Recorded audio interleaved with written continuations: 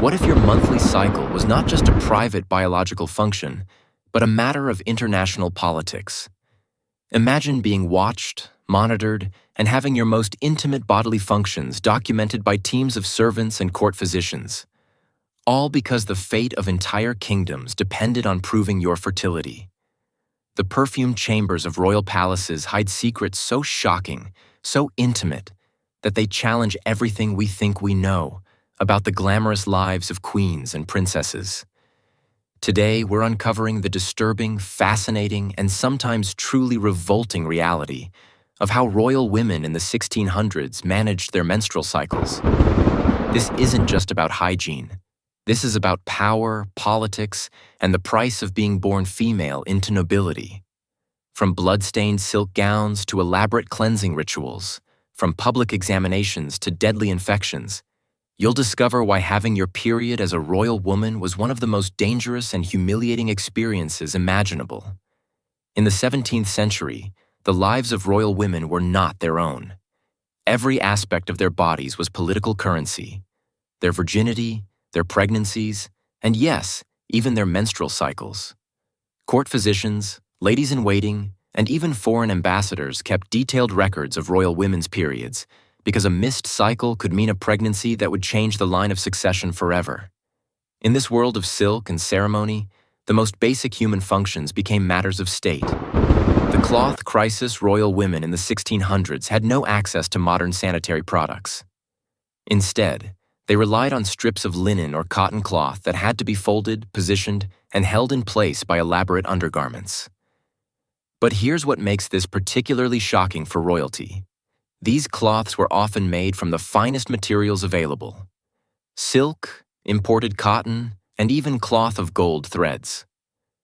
Marie Antoinette's accounts show purchases of intimate linens that cost more than most peasants earned in a year. The cloths had to be changed frequently throughout the day, creating a logistical nightmare. Royal women required teams of specially trained ladies-in-waiting whose sole job was managing menstrual cloths. These servants were sworn to secrecy and often came from noble families themselves, because the intimate knowledge they gained about their mistresses' cycles was considered too sensitive for common servants. The washing ritual. The process of cleaning period blood from expensive fabrics was an elaborate and dangerous procedure. The blood-stained cloths couldn't simply be thrown away. They were far too valuable, and their disposal could be seen as evidence of a miscarriage or failed pregnancy. Instead, they underwent a complex cleaning ritual that took days. First, the cloths were soaked in cold water mixed with salt, vinegar, or even wine to help break down the blood proteins.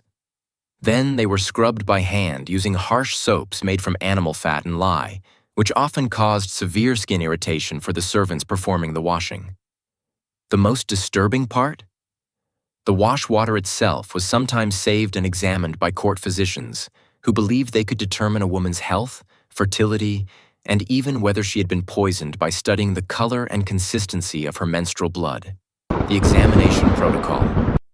Perhaps most shocking of all was the fact that royal women's periods were not private affairs.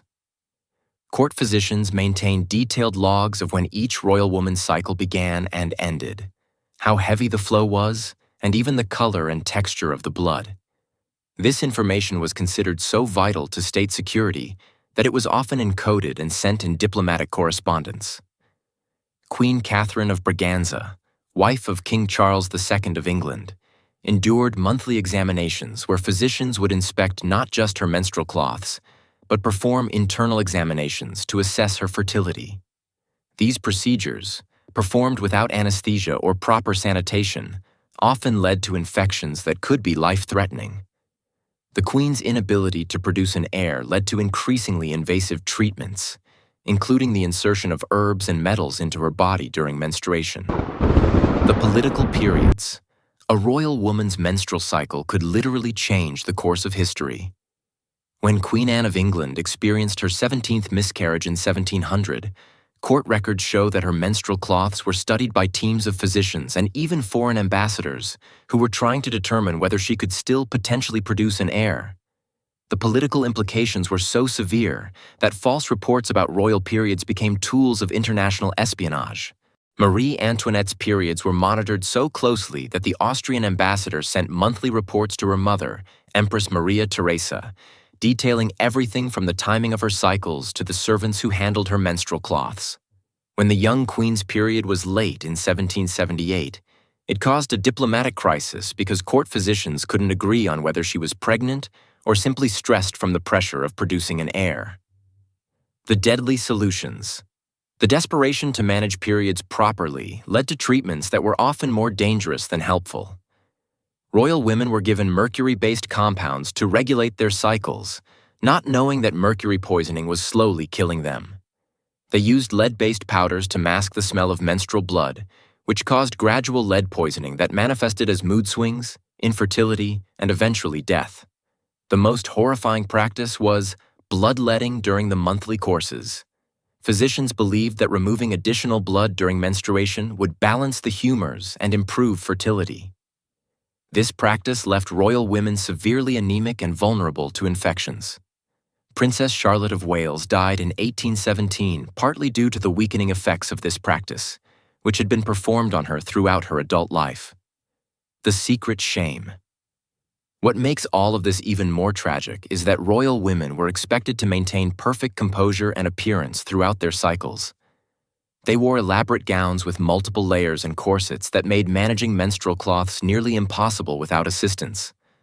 Court etiquette demanded that they never show any sign of discomfort or acknowledge their biological functions, even when they were in severe pain or dealing with heavy bleeding. The psychological toll was immense. Letters from royal women of the period revealed deep shame and anxiety about their bodies. Elizabeth Charlotte, Duchess of Orléans, wrote in her private correspondence about the monthly humiliation of having her intimate functions monitored and discussed by men she barely knew. Conclusion.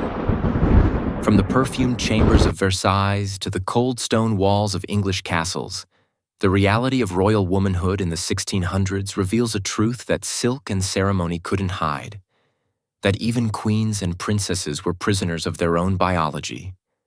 Their periods weren't just personal experiences. They were political events, monitored, recorded, and manipulated by those who saw their bodies as nothing more than vessels for producing heirs. The next time you see a painting of a 17th century queen in her magnificent gown, remember that beneath all that silk and gold was a woman who couldn't even manage her own menstrual cycle in private. These royal women remind us that throughout history, power and privilege couldn't protect women from the fundamental reality that their bodies were never truly their own.